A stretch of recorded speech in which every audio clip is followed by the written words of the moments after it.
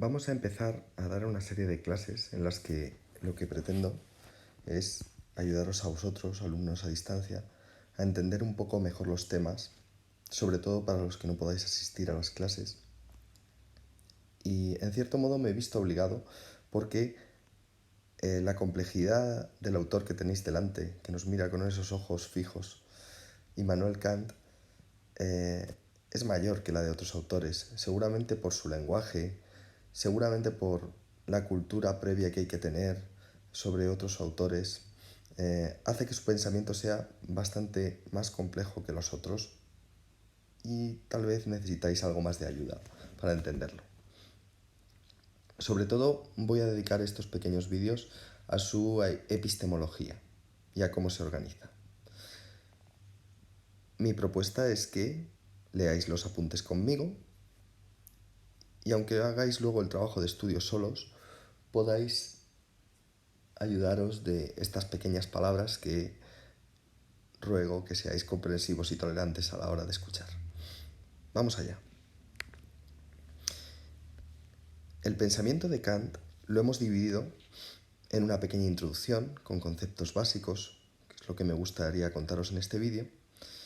La segunda parte, que es la más larga, sería su epistemología. La tercera sería la ética y una cuarta muy breve de la política. El texto de Levau de este año es la introducción de la crítica de la razón pura, por lo tanto va a consistir sobre todo en una buena comprensión de su epistemología. Os voy a mostrar el pensamiento tal y como lo tengo organizado en estos apuntes. En primer lugar, como veis en la página 6 hay una serie de conceptos básicos, aquí los tenéis, donde vamos a hablar de cuestiones muy previas y que son necesarias para entender al autor. Luego pasaremos a explicar ya en profundidad la epistemología. El primer apartado de por qué es posible la ciencia es muy importante que lo entendáis bien porque en filosofía, cuando no se entiende la pregunta, es muy difícil saber la importancia de la respuesta. Así que os invito a que escuchéis el siguiente vídeo que hablará de por qué Kant solucionaba el problema de la ciencia. Luego los dos apartados siguientes, como veis, son por qué son posibles la matemática y por qué son posibles la física.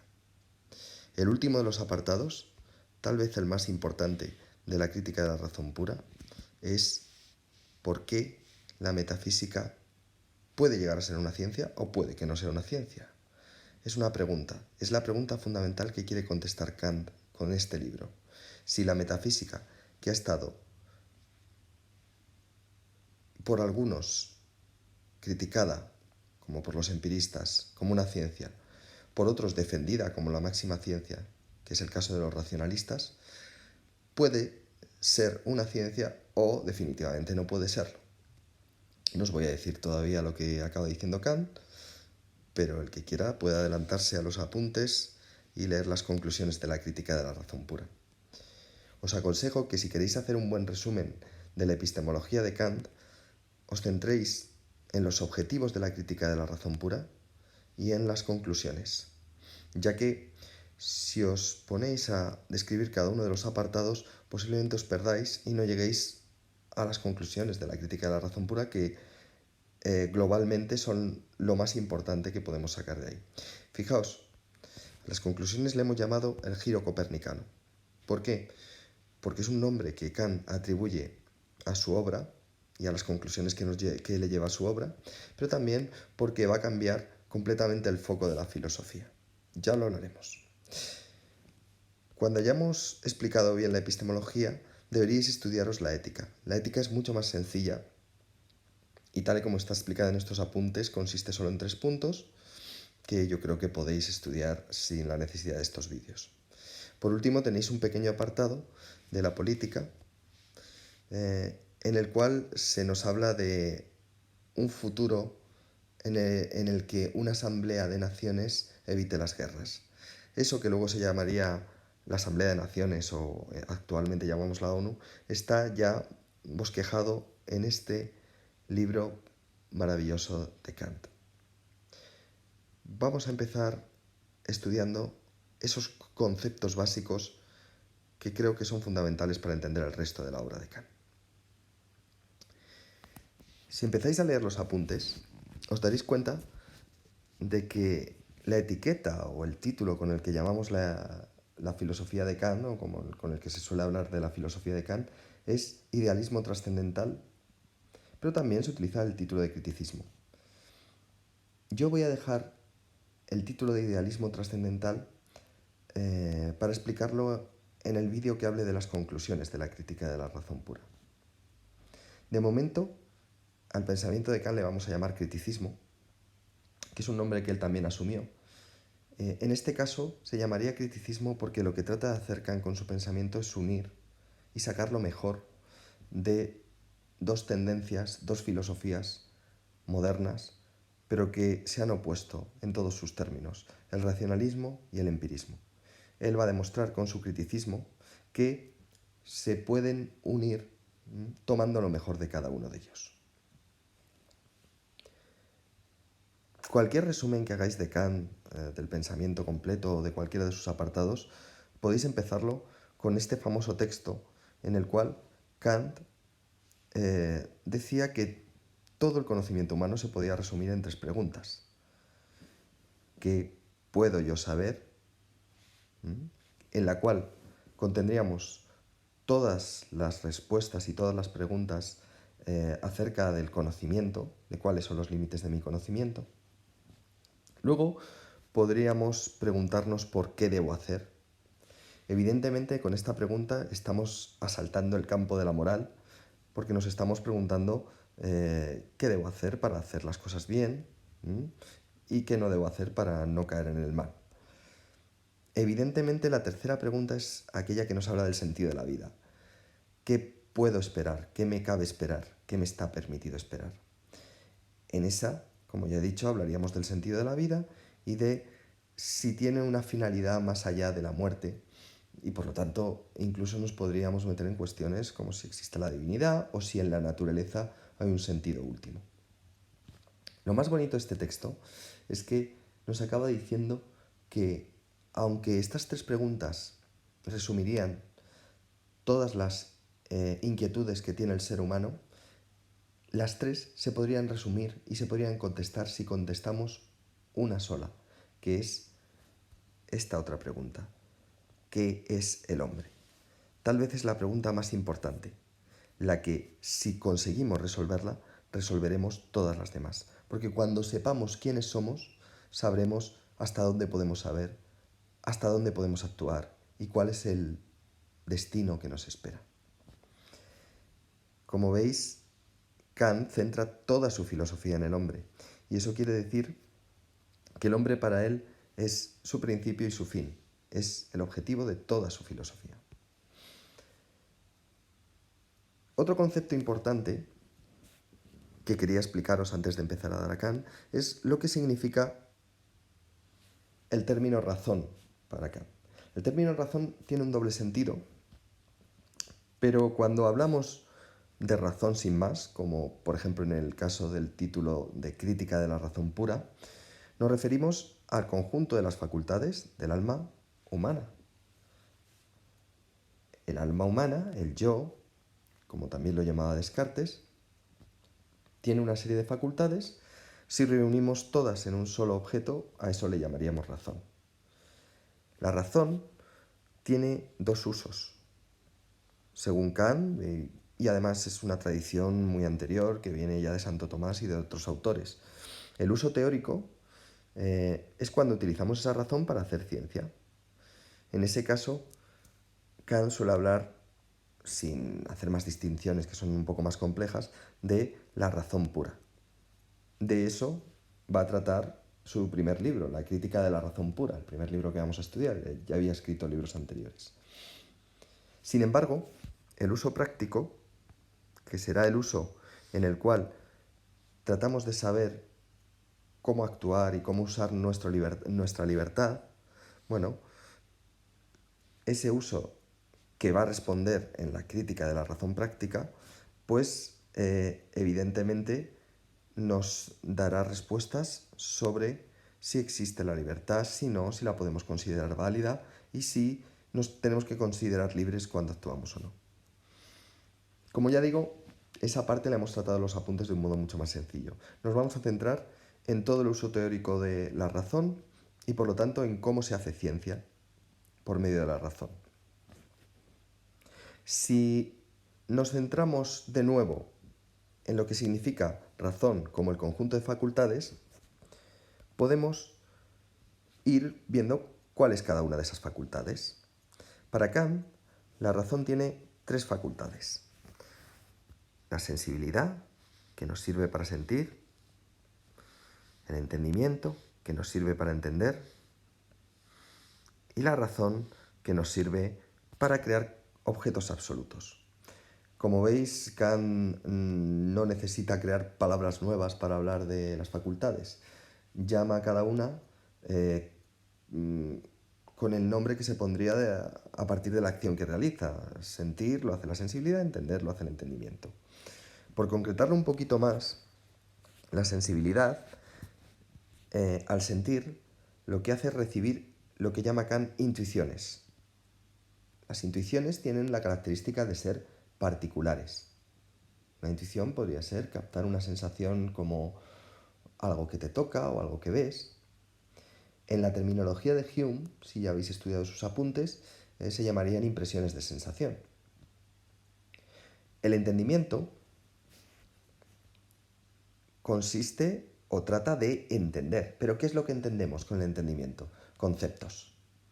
Los conceptos los crea el entendimiento y la característica propia de un concepto es que es universal. O sea, que es muy fácil distinguir los productos de la sensibilidad de los productos del entendimiento. La sensibilidad recibe productos particulares, las intuiciones. El entendimiento produce objetos universales, los conceptos. Un concepto sería la idea de mesa, la idea de caballo. La razón, sin embargo, es una facultad que genera objetos absolutos.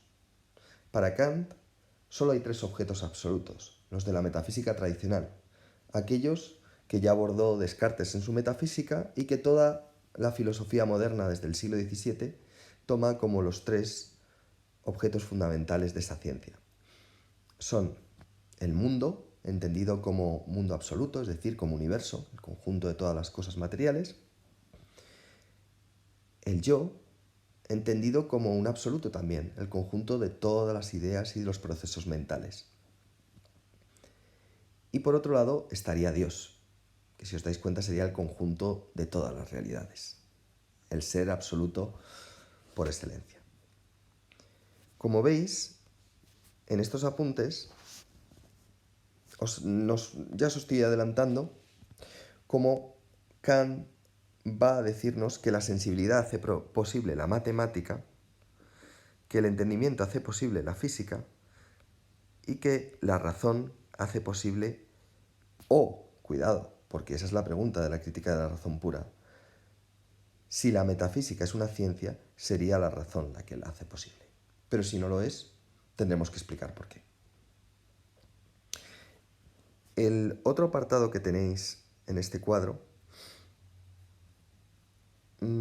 contiene los títulos del libro de la crítica de la razón pura donde se habla de estos problemas. Es decir, en la estética trascendental vamos a ver cómo la sensibilidad hace posible la matemática como ciencia. En la analítica trascendental vamos a ver cómo el entendimiento hace posible la física como ciencia. Y en la dialéctica trascendental veremos si la razón puede hacer que la metafísica sea una ciencia o no. Con esto podemos pasar a explicar qué es el método trascendental. El método trascendental es un método nuevo, un método que Kant inventa y que va a ser el principal responsable de que Kant pueda llegar a resultados que no han llegado a las filosofías anteriores. Consiste en lo siguiente. No se va a plantear si las cosas son o no son. Va a dar por hechas que las cosas que ese método estudia existen de verdad. Por ejemplo, un objeto que va a estudiar el método trascendental en la crítica de la razón pura va a ser la ciencia. La ciencia existe y tiene una serie de características. No las va a poner en duda. El objeto que va a estudiar en la crítica de la razón práctica va a ser la moral. La moral existe y tiene una serie de características. Bueno, pues a partir de ese objeto existente que nadie pone en duda y a partir de unas características básicas que tiene ese objeto, Kant, y esto sí que ya es el método trascendental, va a estudiar sus condiciones de posibilidad. Ese objeto, al que no pone en duda, va a ser llamado por Kant factum. Tenéis la palabra aquí, factum. Factum es hecho en latín. Pero al buscar sus condiciones de posibilidad, ¿qué va a tratar de hacer Kant? Lo que va a tratar es de decir qué es lo que tiene que ocurrir para que ese hecho sea como es. Por lo tanto, va a buscar el fundamento lógico de ese hecho. En los apuntes lo tenéis explicado de distintas maneras, ¿no? Que es previo con anterioridad lógica, pues en el mismo sentido que vimos que los griegos hablaban del arjé, dicho de otra manera, que es necesario para que esto llegue a existir tal y como existe. O explicado de otra manera, ¿qué hace posible que esto sea de esta manera y no de otra? Al conocimiento de las condiciones de posibilidad, es decir, de las condiciones que tienen que ocurrir para que algo sea posible, es a lo que llama el método trascendental. El término trascendental va a estar a partir de ahora siempre ligado a las condiciones de posibilidad. Así que cuando vosotros veáis, como por ejemplo veis en los títulos de la crítica de la razón pura, estética trascendental, analítica trascendental, dialéctica trascendental, lo que quiere decir es que vamos a estudiar la sensibilidad, pero no en sí misma, sino sus condiciones de posibilidad, trascendentalmente. Es decir, vamos a estudiar las condiciones de posibilidad de la sensibilidad, lo que hace posible que la sensibilidad funcione o cómo funciona la sensibilidad para hacer posible la matemática. En el caso de la analítica trascendental, lo que vamos a estudiar es cómo el entendimiento hace posible la física. Y por lo tanto, para ello tendremos que estudiar cómo funciona el entendimiento. En el caso de la dialéctica trascendental, lo que vamos a estudiar es el funcionamiento de la razón y cómo ella supone una condición de posibilidad para que pueda ser o no ser una ciencia, la metafísica. Bueno, espero que hayáis entendido esto del método trascendental. Recuerdo, se parte de un factum y se buscan sus condiciones de posibilidad. El último concepto básico que vamos a estudiar, con esto vamos a acabar este vídeo, es lo que significa crítica y criticismo. Mirad, para Kant, crítica no es más que esto, el análisis y la búsqueda de límites de algo. Cuando nosotros hablamos de que estamos criticando algo, lo que estamos haciendo es cribando, separando lo bueno de lo malo. Nos quedamos con lo bueno y quitamos lo malo. Por lo tanto, en esa separación estamos haciendo un análisis y, por supuesto, estamos viendo dónde acaba lo bueno y dónde empieza lo malo. Es un análisis, una búsqueda de límites.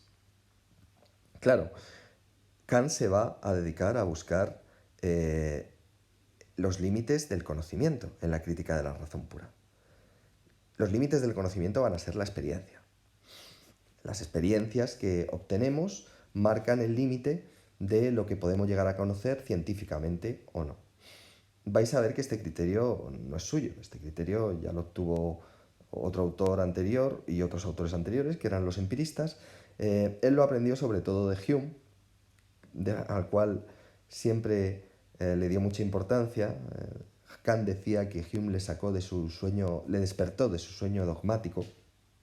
Y con esto quería decir que después de muchos años de ser un racionalista puro, Hume le quitó ese dogmatismo que los racionalistas tienen, esa creencia que tienen en la razón sin mucha crítica, y le demostró que muchos de los conceptos que los racionalistas consideraban reales pues no tenían ninguna base en la experiencia. Con esto podemos ya abordar lo que al principio nos resultaba un poco más difícil de entender. ¿Qué es el criticismo?